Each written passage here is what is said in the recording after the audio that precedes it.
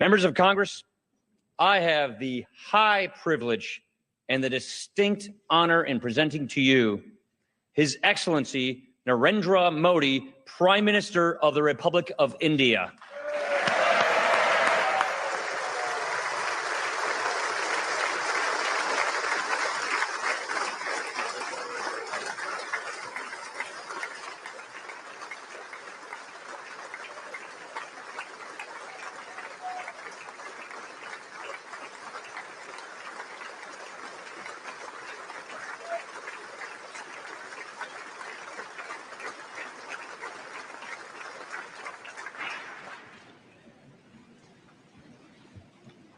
Mr. Speaker,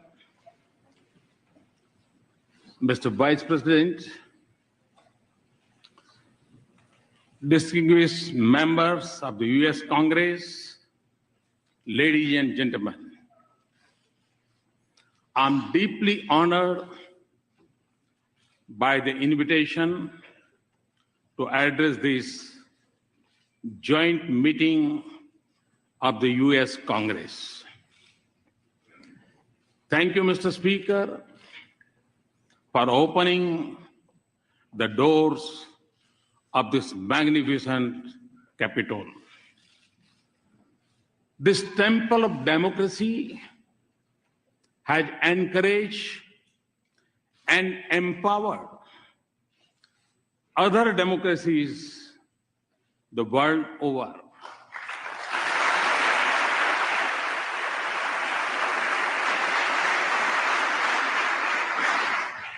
It manifests the spirit of this great nation, which is in Abraham Lincoln's words, was conceived in liberty and dedicated to the proposition that all men are created equal.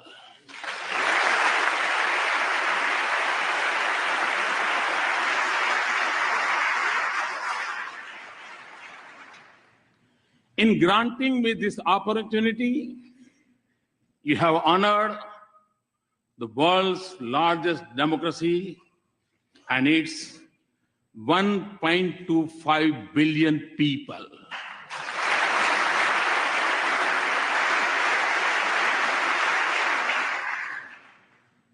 As a representative of world's largest democracy, it is indeed a privilege to speak to the leaders of its oldest.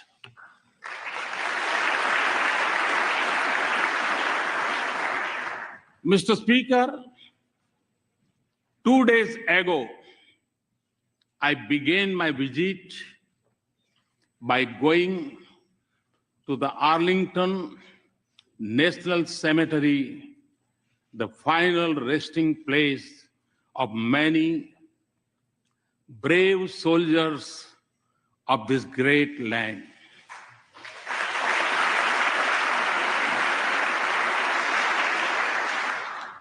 I honored their courage and sacrifice for the ideals of freedom and democracy. It was also the 72nd anniversary of the D-Day. On that day, thousands from this great country fought to protect the torch of liberty.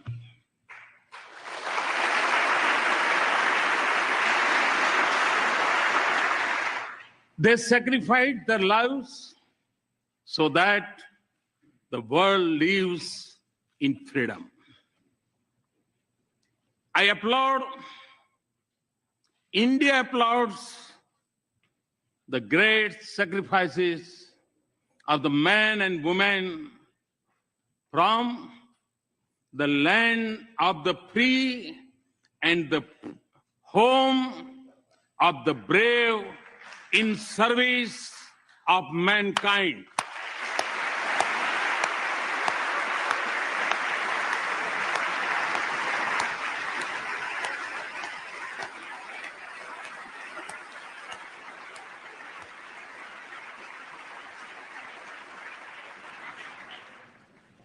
India knows what this means because our soldiers have fallen in distant battlefields for the same ideals. That is why the threads of freedom and liberty from a strong bond between our two democracies. Mr. Speaker, our nations may have been shaped by diverse histories, cultures, and faiths. Yet, our belief in democracy for our nations and liberty for our countrymen is common.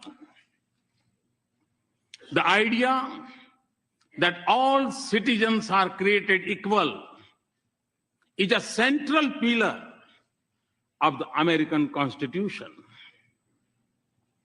Our founding fathers too shared the same belief and sought individual liberty for every citizen of India.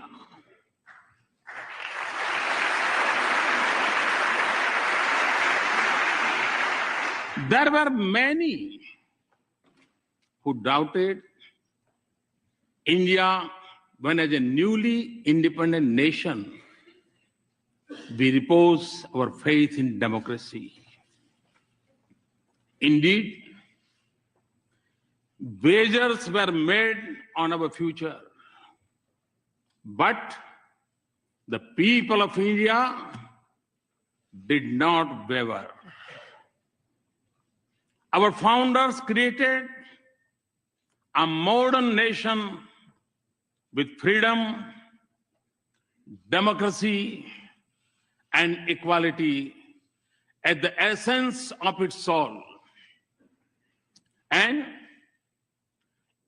in doing so, they assured that we continue to celebrate our age-old diversity. Today, across its individuals and institutions, in its villages and cities, in its streets and states, are anchored in equal respect for all faiths and in the melody of hundreds of its languages and dialects. India lives as one. India grows as one. India celebrates as one.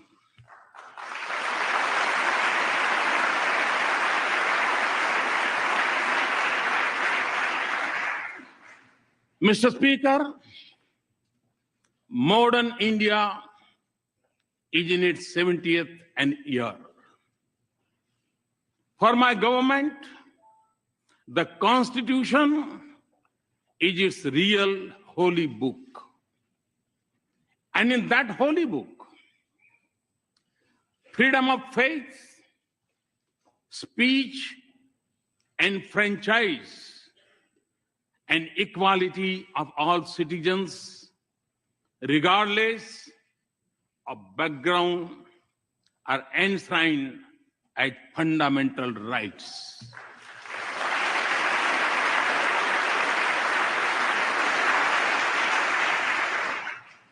$800 million of my countrymen may exercise the freedom of franchise once every 5 years. But all the 1.25 billion of our citizens have freedom from fear, a freedom they exercise every moment of their lives.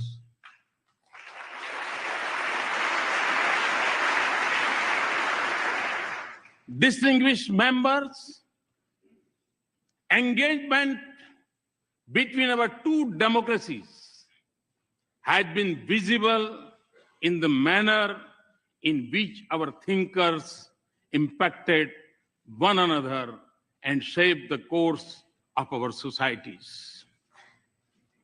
Thoreau's idea of civil disobedience influenced our political thoughts.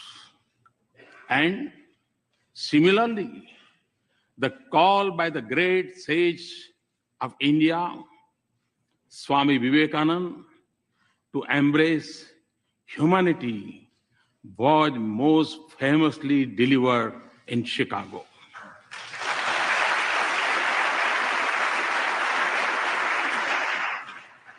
Gandhi's non-violence inspired the heroism of Martin Luther King.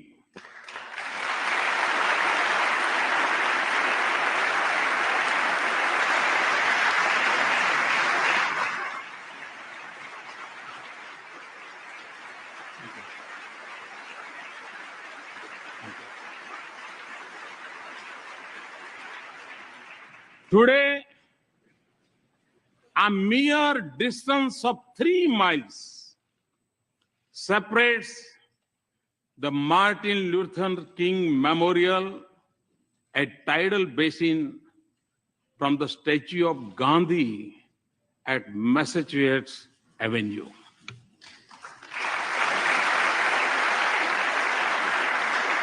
This proximity of their memorials in Washington mirrors the closeness of ideals and value they believe in. The genius of Dr. Bhimrao Babasaheb Ambedkar was nurtured in the years he spent at the Columbia University a century ago.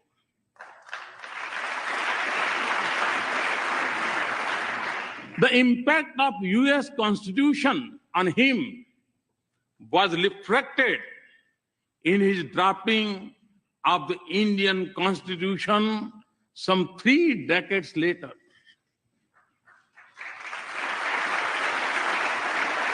Our independence was ignited by the same idealism that fueled your struggle for freedom. No wonder then that former Prime Minister of India, Sri Atal Bihari Vajpayee, called India and the US natural allies.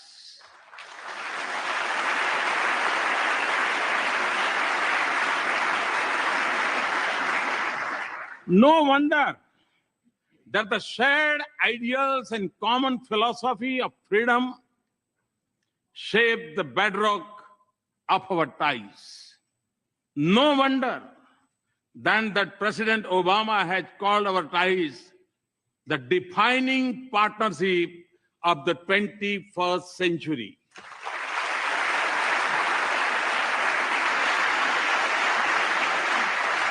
Mr. Speaker, more than 15 years ago, Prime Minister Vajpayee stood here and gave a call to step out of the shadow of hesitation of the past.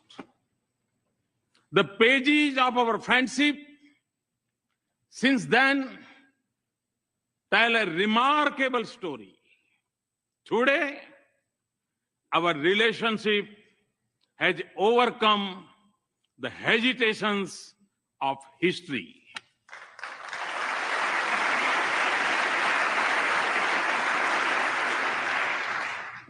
Comfort,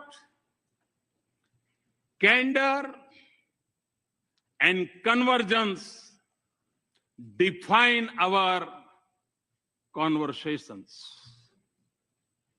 Through the cycle of elections and transitions of administration, the intensity of our engagements has only grown.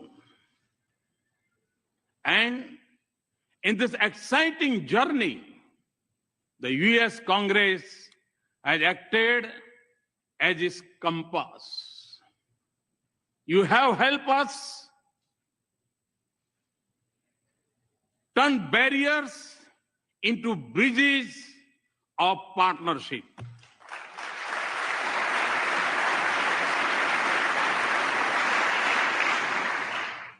In the fall of 2008, when the Congress passed the India-US Civil Nuclear Cooperation Agreement, it changed the very colors of leaves of our relationship.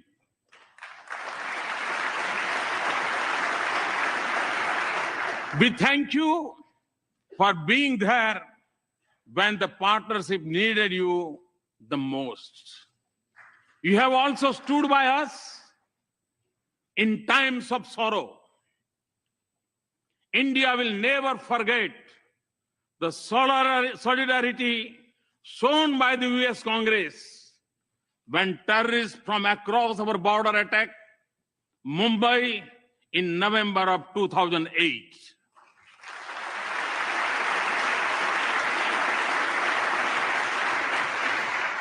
And for this, we are grateful. Mr. Speaker, I'm informed that the working of the US Congress is harmonious.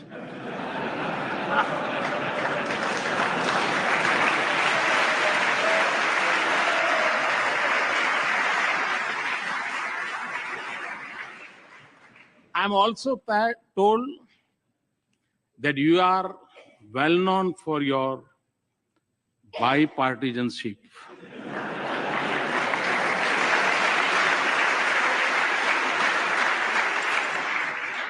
Well, you are not alone.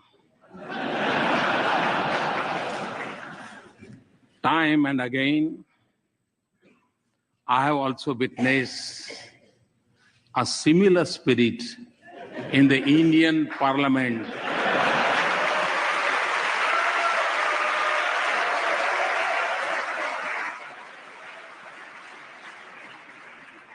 Especially in upper house.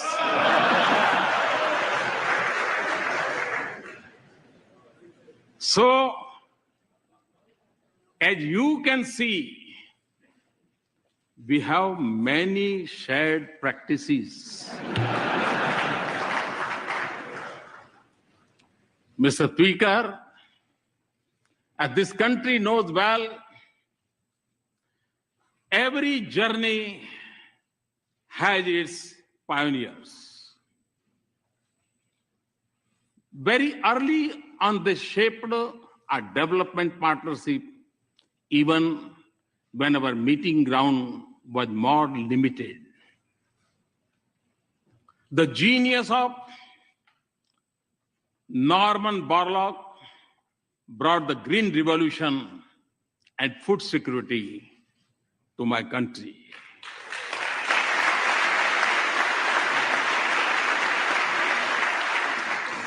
The excellence of American universities nurtured institutions of technology and management in India.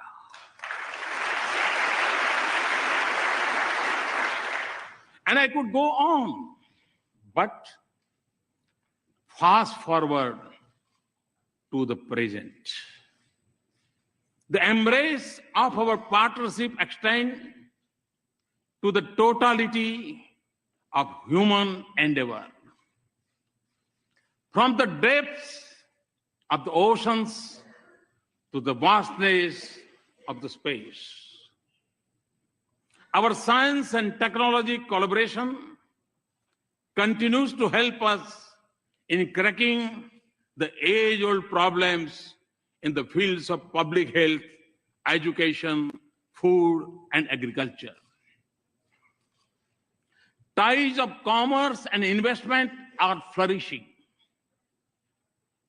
We trade more with the US than with any other nation.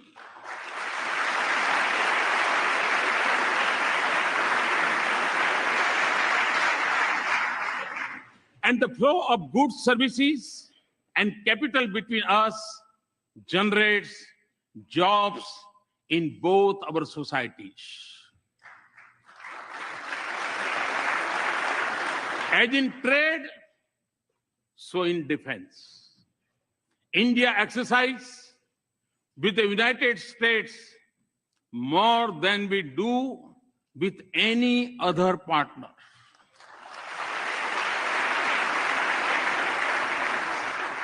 Defense purchases have moved from almost zero to $10 billion in less than a decade.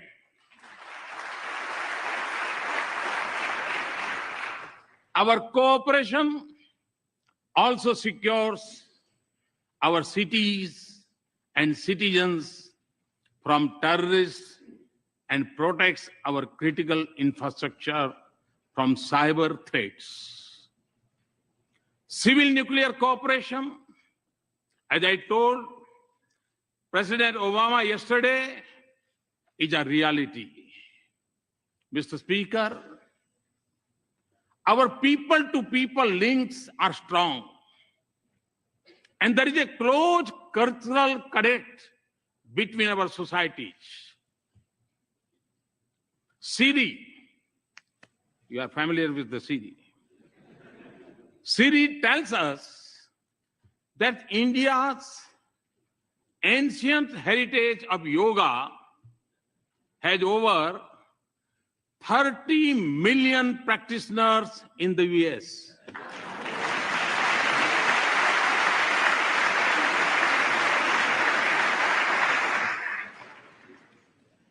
It is estimated that more Americans bend for yoga than to throw a curveball. And no, Mr. Speaker, we have not yet claimed intellectual property right on yoga.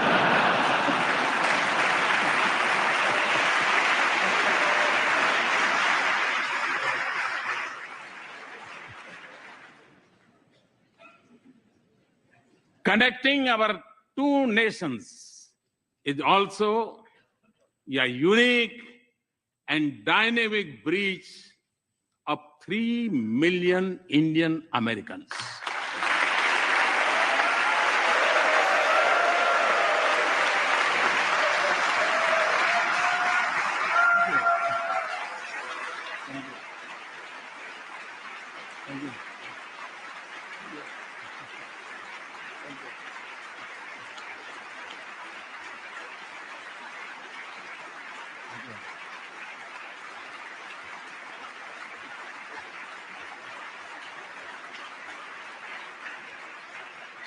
Today,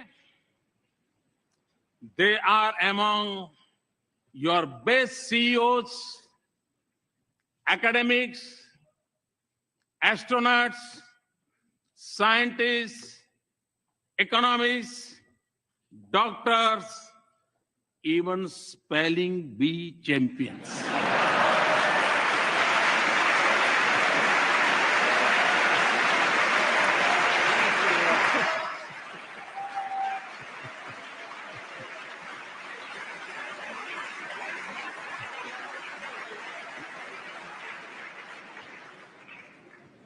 They are your strength.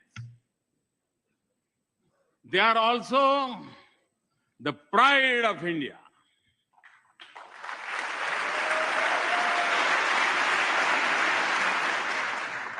They symbolize the best of both our societies.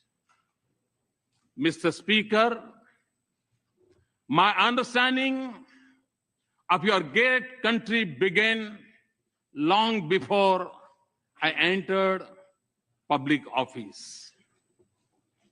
Long before assuming office, I traveled coast to coast, covering more than 25 states of America.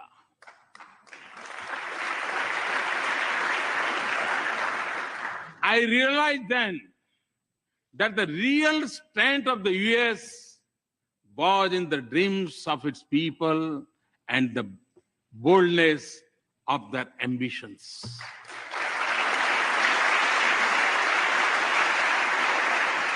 Today, Mr. Speaker, a similar spirit animates India. Over 800 million youth are spatially impatient. India is undergoing a profound social and economic change. 1 billion of its citizens are already politically empowered. My dream is to economically empower them through many social and economical transformations. And do so by 2022, the 75th anniversary of India's independence. My to-do list is long and ambitious, but you will understand it includes a vibrant rural economy with a robust farm sector, a roof over each head, and electricity for all households. To skill millions of our youth, build 100 smart cities, have a broadband for 1 billion, and connect our villages to the digital world. And create a 21st century rail, road, and port infrastructure. These are not just aspirations. They are goals to be reached in a finite time frame and to be achieved with a light carbon footprint with greater emphasis on renewables.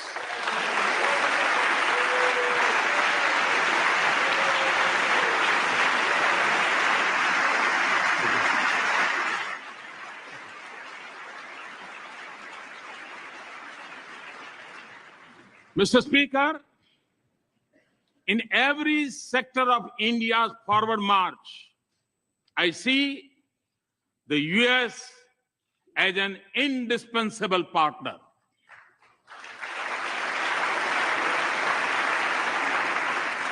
Many of you also believe that a stronger and prosperous India is in America's strategic interest.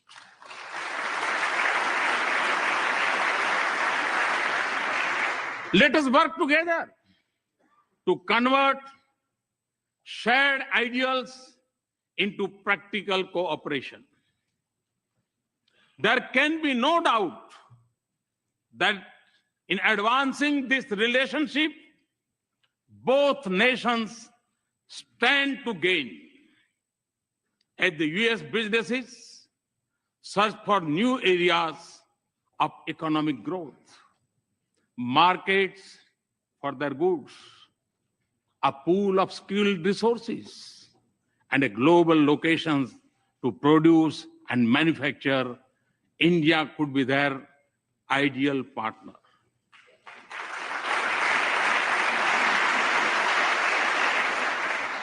India's strong economy and growth rate of 7.6% annum is creating a new opportunities for our mutual prosperity.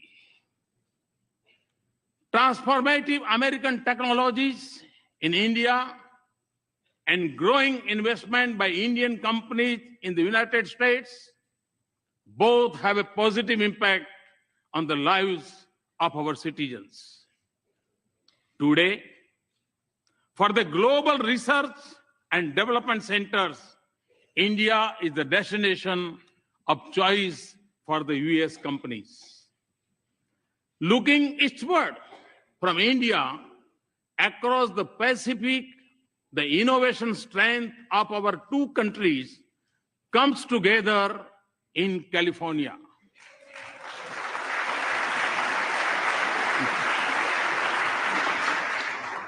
Here, the innovative genius of America and India's intellectual creativity are working to shape new industries of the future.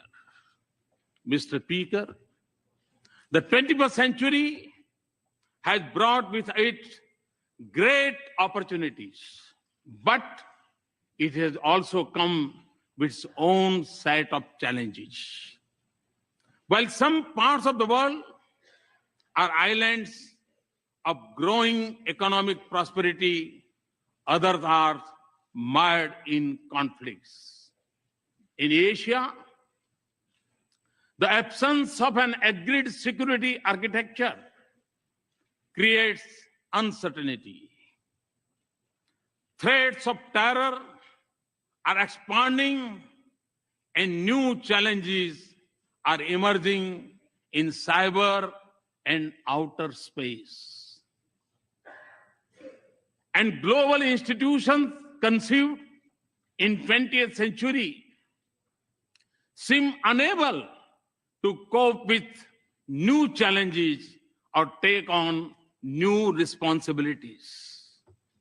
In this world of multiple transitions and economic opportunities, growing uncertainties and political complexities, existing threats and new challenges, our engagement can make a difference by promoting cooperation, not dominance, connectivity, not isolation, inclusive, not exclusive mechanisms, respect for global commons, and above all, for international rules and norms. India is already assuming her responsibilities in securing the Indian Ocean region.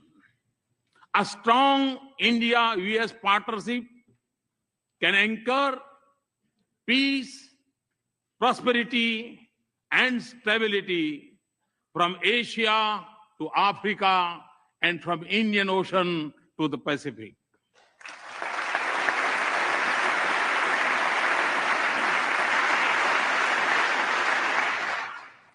It can also help ensure security of the sea lanes of commerce and freedom of navigation on seas.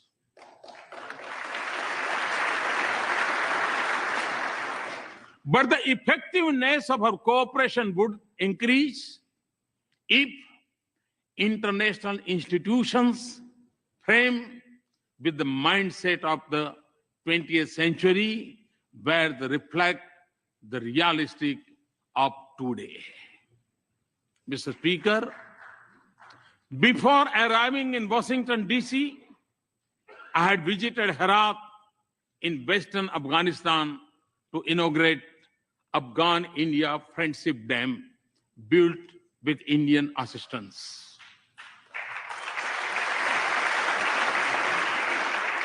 I was also there on the Christmas Day last year to dedicate to that proud nation, its parliament, a testimony to our democratic ties. Afghans naturally recognize that the sacrifices of America have helped create a better life.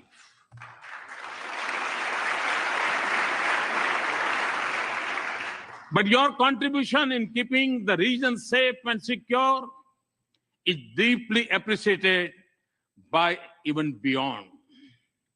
And India too has made an enormous contribution and sacrifices to support our friendship with Afghan people.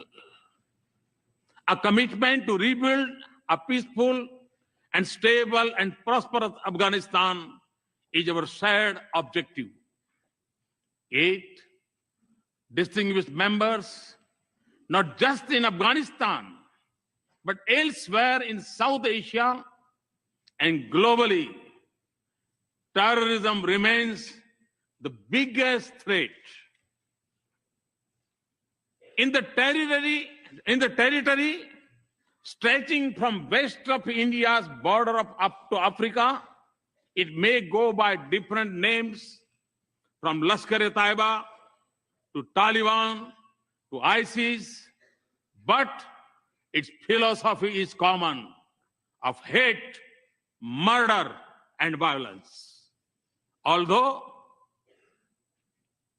it is a shadow spreading across the world, it is incubated in India's neighborhood. I commend the members of the US Congress for sending a clear message to those who preach and practice terrorism for political gains.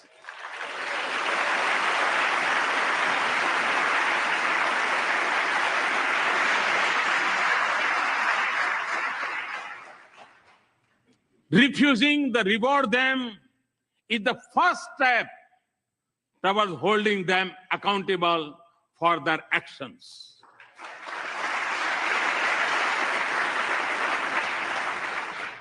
The fight against terrorism has to be fought at many levels, and the traditional tools of military intelligence or diplomacy alone would not be able to win this fight.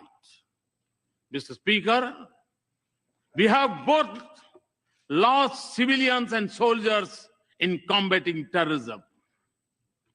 The need of the hour is for us to deepen our security cooperation and base it on a policy that isolates those who harbor, support, and sponsor terrorists.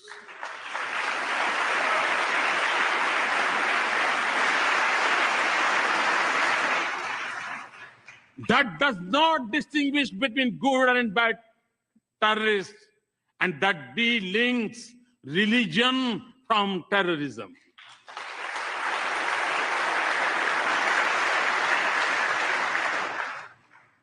Also, for us to succeed, those who believe in humanity must come together to fight for it as one and speak against this menace in one voice.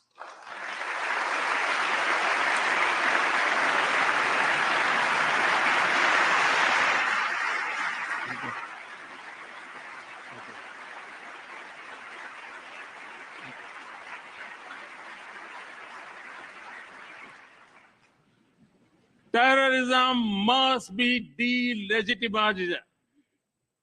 Mr. Speaker, the benefits of our partnership extend not just to the nations and regions that need it most.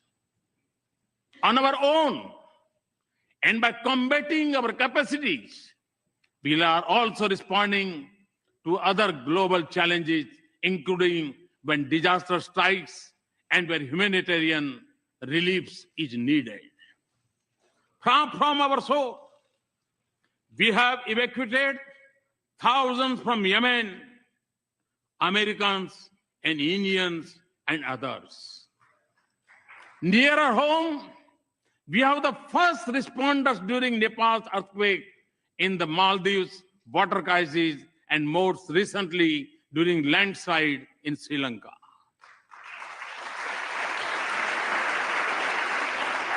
We are also one of the largest contributors of troops to UN peacekeeping operations.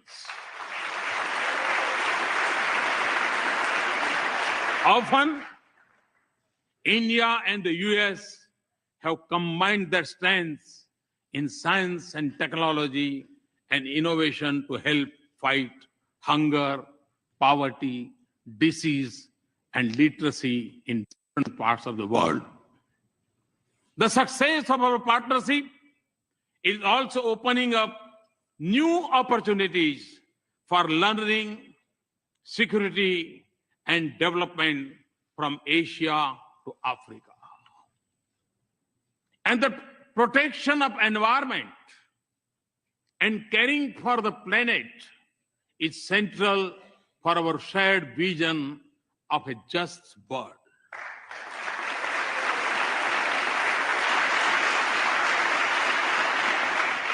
For us in India, to live in harmony with Mother Earth is a part of our ancient belief. And to take from nature only what is most essential is a part of our Indian culture. Our partnership, therefore, aims to balance responsibilities with capabilities. And it also focuses on new ways to increase the availability and use of renewable energy.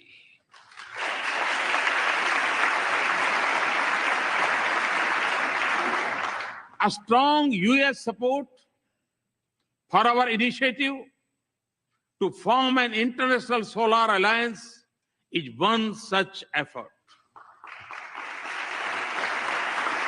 We are working together not just for better future for ourselves, but for the whole world.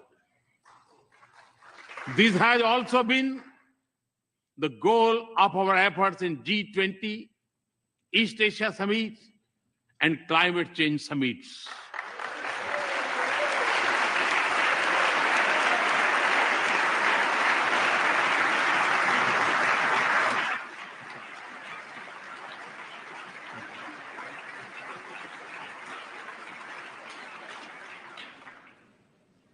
Mr. Speaker, as we deepen our partnership, there will be times when we would have differing perspectives. But since our interests and concerns converge, the autonomy in decision-making and diversity in our perspectives can only add values to our partnership. So, as we embark on a new journey and seek new goals, let us focus not just on matters routine, but also transformation, all ideas.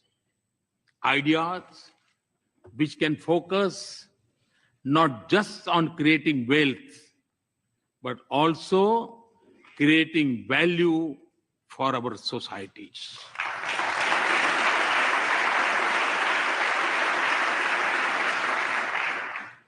Not just on immediate gains, but also long-term benefits. Not just on soaring best practices, but also shaping partnerships, and not just on building a bright future for our people, but in being a bridge to a more united, human, and prosperous world.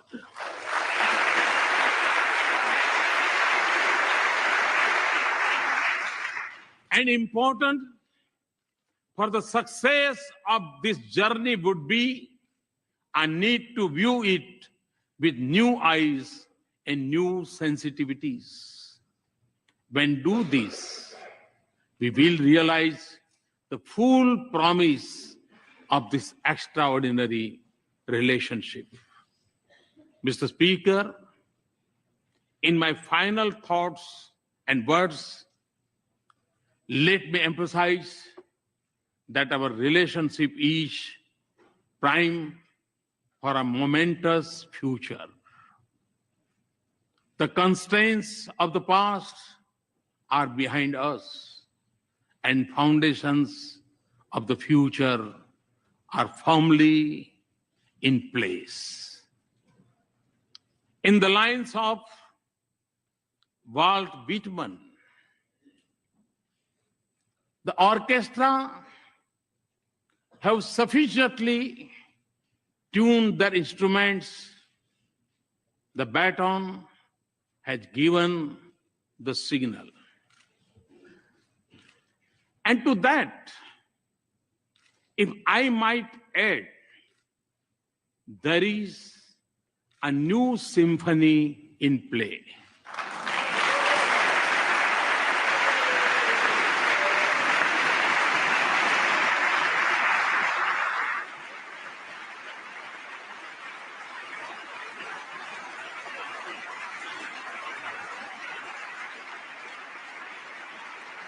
Thank you, Mr. Speaker and Mr. Vice President, distinguished members, for this honor. Thank you. Thank you very much. Thanks a lot.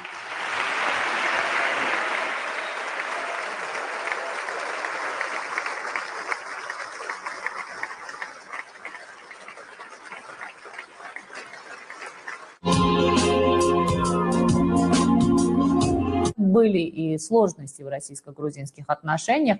Я помню, например, 2008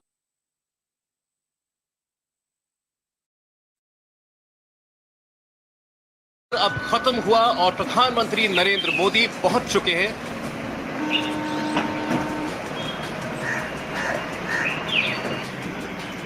India TV के chairman और editor in chief Rajat Sharma और managing director ऋतु धवन ने प्रधानमंत्री का स्वागत किया और अब शुरू होने जा रहा है नरेंद्र मोदी का ऐतिहासिक इंटरव्यू। करोड़ों दर्शक अब वो देखने वाले हैं जो हिंदुस्तान के इतिहास में कभी नहीं हुआ।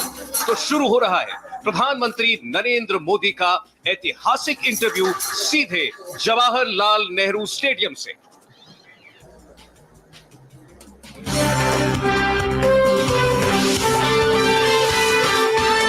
इंडिया टीवी, आपकी आवाज।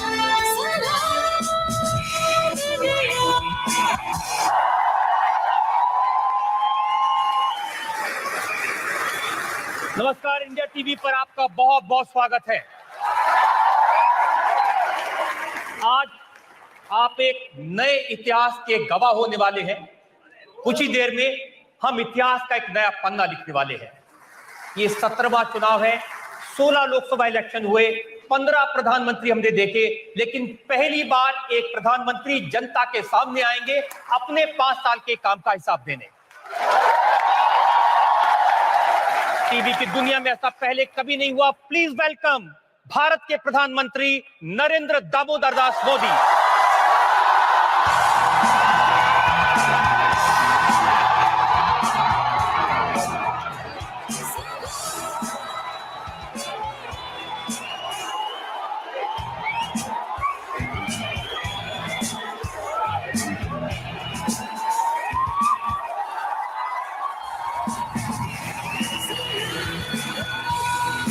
We started Mojo right here in this basement. Just 4 people, 4. And now we're about to hit our first 1 million subscribers. So this is to say thank you to all of you for your support, for your respect, and for your encouragement. We've always gone to where the story is. During the pandemic, when television's big anchors were hunkered down in their studios or at their homes, we hit the road. We traveled from Delhi to Kerala, covering 30,000 kilometers in a small car, reporting from inside ICUs and inside slum tenements. Whether it's flash floods or war zones, we've always put our boots on the ground. In fact, we're just back from Punjab, tailing the Khalistani fugitive Amritpal Singh. And through all of this, we've always put you, the people, first. In an age of partisan polarized media where most journalists are either chamcha ya morcha, we believe the story is sacred and the truth of the story is what matters. And now as we get ready for the next step, we need your help. Become a Mojo member and get first access to all our big interviews. Get a chance to ask our newsmakers questions. Get a chance to write and report for us for both our website and our channels. And also, interact with me and my colleagues directly through AMA sessions. Literally, ask me anything. Click on the join now right next to the subscribe button, and yes, also subscribe if you haven't yet, and become a Mojo member for just 159 rupees a month. Hope to see lots of you in our community. It's great to see you here. Thank you for watching our work.